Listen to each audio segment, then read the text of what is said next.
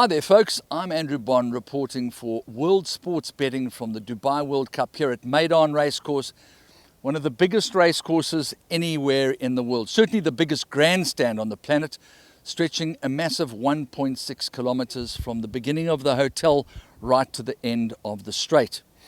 And it is the Durban demon Douglas Whyte who we'll be chatting to first. He's got his own runner in this race, in the Sheema Classic, run over a mile and a half. He's a champion stayer from Hong Kong.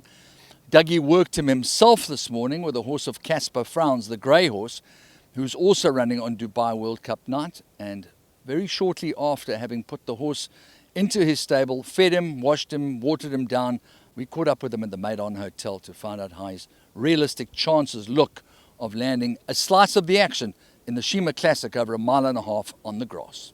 Well, Douglas, it always gives me great heart to have known somebody for so long that has achieved so much.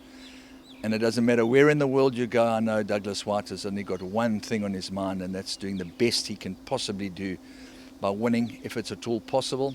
You've got an older horse that didn't start with you, but you're not here for a dress rehearsal. No, certainly not. You've summed me up pretty well. He's been a fantastic horse to me in Hong Kong. He got to a stage in his career where he was stagnating and the ground was getting pretty firm, and I just couldn't get the weight off him. And I think the best thing I did was get him out of Hong Kong, send him to Qatar. I must say that I was in two minds whether to go there or not. It's a tight track and he's a big horse, but the gamble paid off and he ran a hell of a race. And the funny thing is, with travelling, he got that spark back into him, he got that look in his eye, and I got some good weight off him. So it was a great trip, and hence the reason we're now here in Dubai for the Sheema Classic. You've ridden countless great horses, not least of all the Old Warrior Indigenous, who's one of your first, Oriental Express and Ambitious Dragon, the immortal London News. Vengeance of Rain was a horse that swept all before him in Hong Kong. I would venture to say with great respect that this is not a Vengeance of Rain, but he's clearly very honest, very determined and very dour. He is. He's dour, he's honest, he gives you his all, and he's a very good horse in his day. When there's a drop of rain around and he gets his toe in, he's probably two or three lengths better.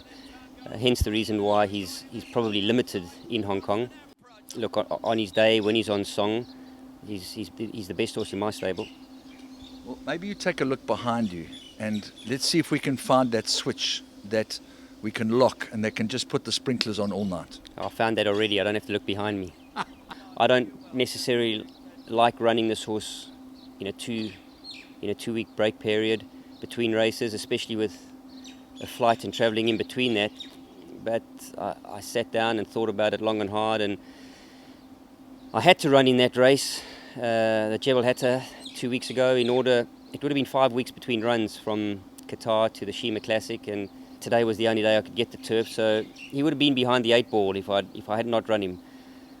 He got to do two things that day. He got to see the left-handed track, he got to see the surroundings of the parade ring, to see the saddling up area, and all those things eliminated my job of having to pre-parade him, take him there to go show him all of that pre-race.